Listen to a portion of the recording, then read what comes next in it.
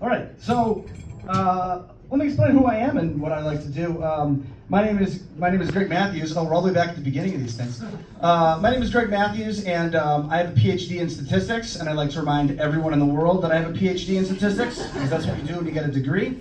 Unlike Dia and Casey, I am a full-time comedy statistician, and as a side hustle, I have tenure.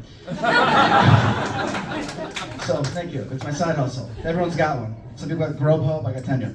All right, so what I like to do is I like to take the topic of the show, and I like to do a statistical analysis of it. And the topic of the show tonight is LGBTQ plus health. Great. Why you, Greg? Are you the right person to give this presentation? Absolutely not. Aren't you a straight white guy? It's even worse than that. I went and I took a BuzzFeed quiz about how privileged you are. I answered 81 out of 100, and you checked more than 98% of quiz takers, and I swear to God, this is the color they use. It just says, you're the most privileged. It's just yelling at me. Like, that's really the color they used. So did Dia choose this topic just to get me canceled? It's very likely. We're gonna try to get through this together, when I still have a job at the end of this presentation. Let's go. Okay. So, but do I have any qualifications to give this presentation? Yes, of course I do. I wouldn't be up here if I had no qualifications. My initials are Gregory. My name is Gregory J. Matthews. My initials are GJM. What does GJM stand for in personal ads? Gay Japanese male. So I do belong on this stage. I'm basically part of the community. Is it going okay? All right. So I didn't really know where to start with this, so I started with a literature review, and I kind of went down a rabbit hole a little bit into some things. I learned some things while doing a literature review for this presentation. So I found this, first thing, this is from the Journal of Homosexuality. It's an article, it's a book review, Queer Urbanisms in Wilhelmine and Weimar Germany of Towns and Villages. And I was like, this is very specific. And then the next month they had Earning Queer Identity in German 19th Century. And I was like, are there this many people studying it? And the answer is no. It's actually two authors who just reviewed each other's books. Which is such an awesome academic thing to do. Also, I found Sex Panics and an article called No Cock Needed, exploring the haptoerotic assemblage of fist play and gay men's anal fisting. And I was like, I don't know. There was an N of 9 in this. How do you recruit for that? I have no idea. Then I found the hanky code. Does anyone know what the hanky code is? Clap if you know what the hanky code is. Oh my God. Okay.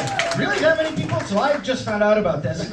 And basically, in the 70s and 80s, before Grindr, I know this feels impossible to you young kids.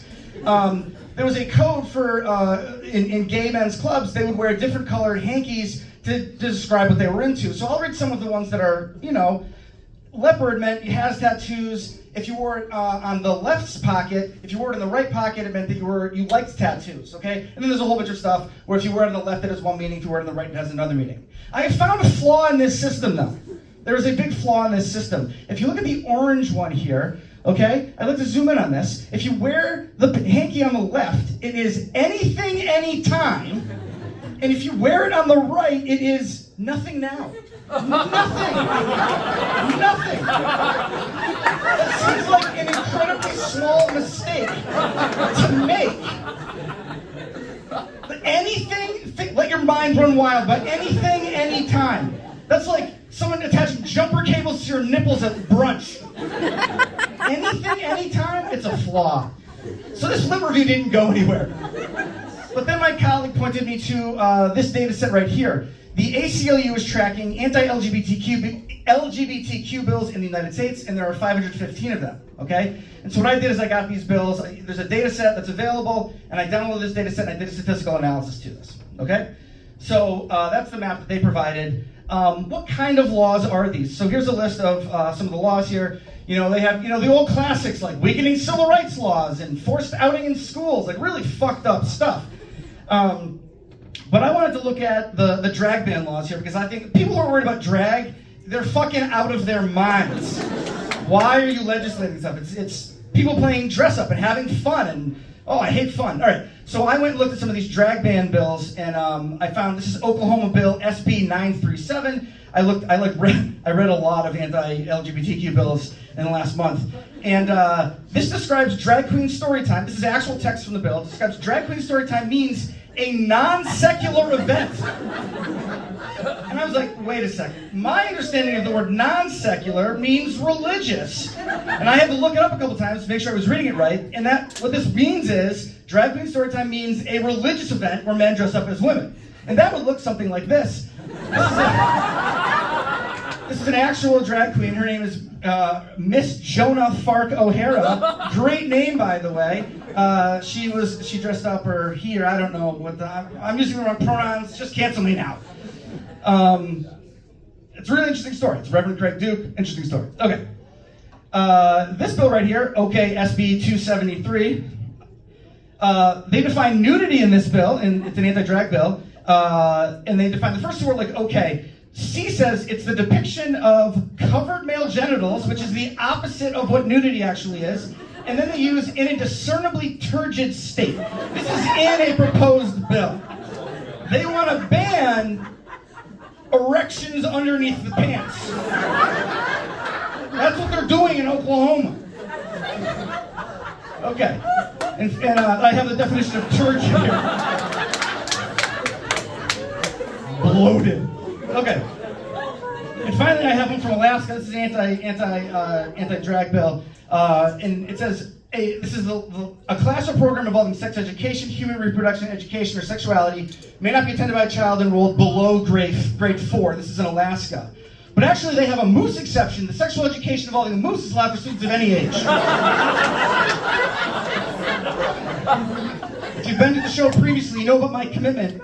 Whenever I mention Alaska, there's going to be a moose joke. So which states are actually doing this? These are the states with no proposed laws. And what you'll notice is that a lot of them make sense, but what is this guy doing on there? Texas? What's going on in Texas? Well, don't worry. If we have any far-right people in the audience right now, I'd like to assure you Texas is doing their job. They led the nation in white supremacist propaganda in 2022. Texas is doing its job. And by the way, if you zoom in on this is a guy wearing a Buc-ee's bandana because he doesn't want to show his face. And I was like, what the fuck is going on here? The Texas Proud Boys seem to be adopting Buc-ee's beaver as a hate symbol. These people take racism and they make it even less uncool. Wait, they make it less cool.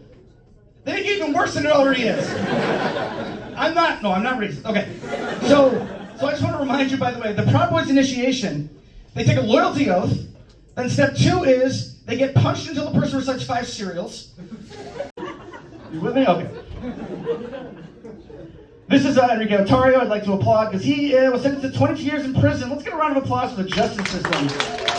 See you in prison, moron. Okay. So which states are introducing the most anti-LGBTQ laws? We have Oklahoma leading the way, we have Tennessee, and we have a bunch of states that sort of you kind of expect. And I made this map in black and white, but then I was like, no, it's Pride Month. I'm an ally. I use Pride colors. I looked up the actual RGB codes for that is accurate to the flag. And not to be left out, because there's the other part of the flag, I redid the map with those colors too.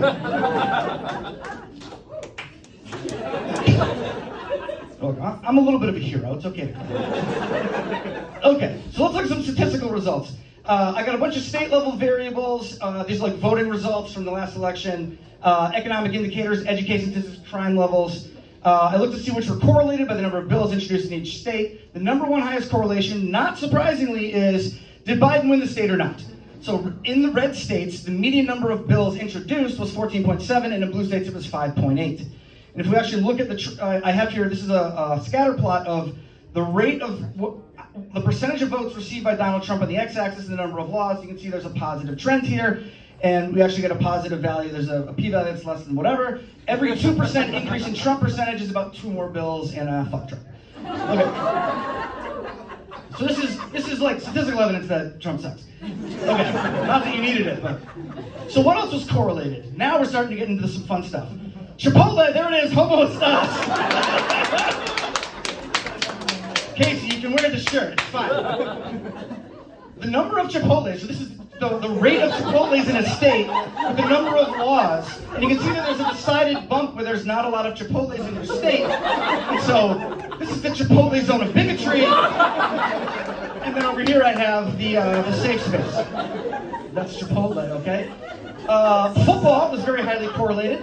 And so what I have here is on the x-axis, We have how much your state is into football versus the number of laws. And again, the ones in the end are like Alabama and Mississippi, and you have Oklahoma out there. And again, we have the CTE zone of bigotry, and then we have the safe space. Okay?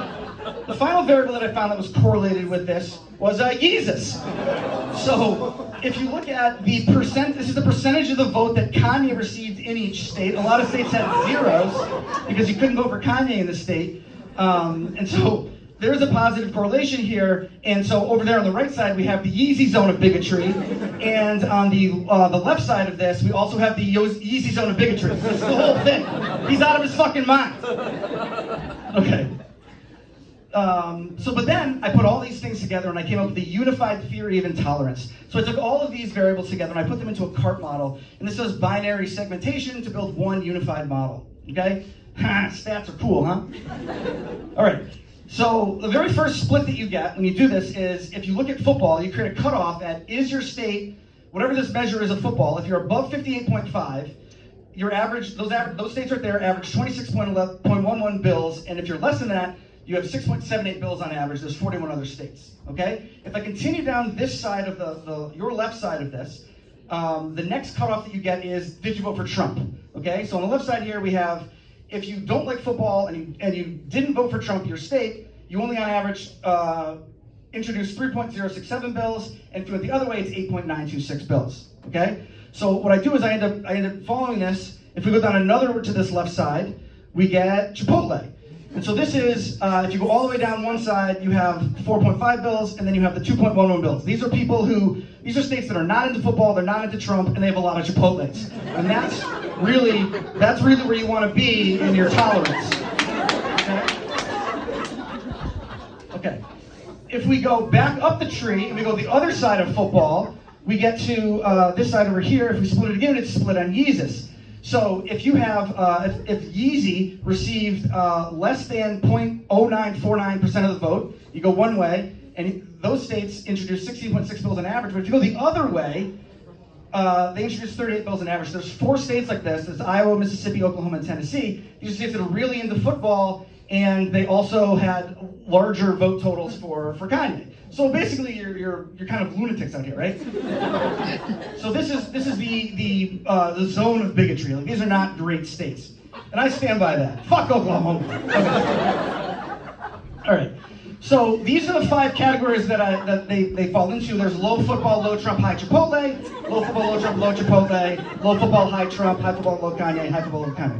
And you can see I've listed them in order. So, like, all jokes aside, from a statistical, no one has ever said on a conversation, all jokes aside, said something serious, but I'm going to try to.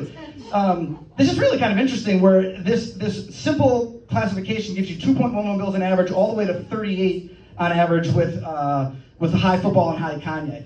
But what I like to do is I like to tell a story with these groups. So, like, let's name these groups, right? So low football, low Trump, high Chipotle. These are the liberal burrito weenies.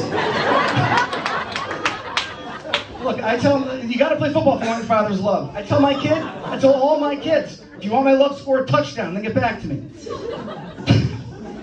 Low football, low Trump, low Chipotle. Those are the liberal burger weenies. They'd rather eat at Burger King.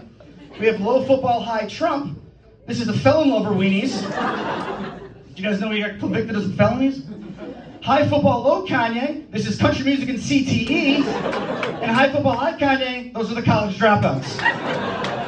That's good. What have we learned today? Football, Kanye, and Trump are the trifecta of intolerance. We need more Chipotles in Oklahoma.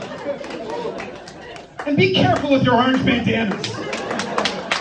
I'm a tenured moron. Thank you. Have a good night. Enjoy the rest of the show.